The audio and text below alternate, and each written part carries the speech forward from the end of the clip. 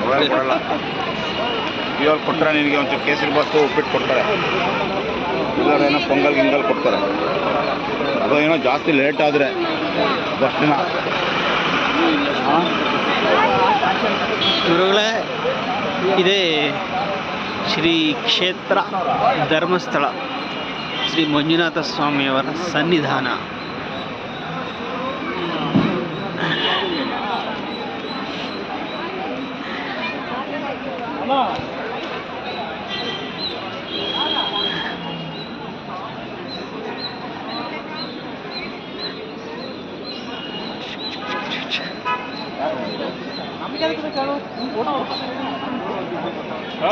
ಎಲ್ಲಿ ಹೋಗ್ತೀರಾ?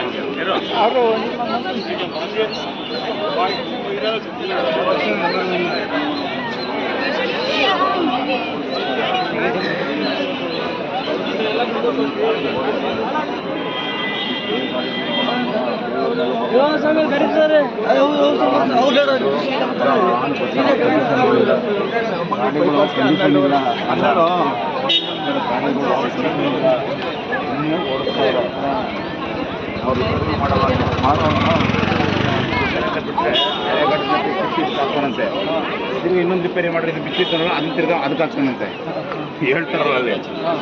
ಯಾವುದು ಬರ್ತಾನೆ ಸಾಧನೆ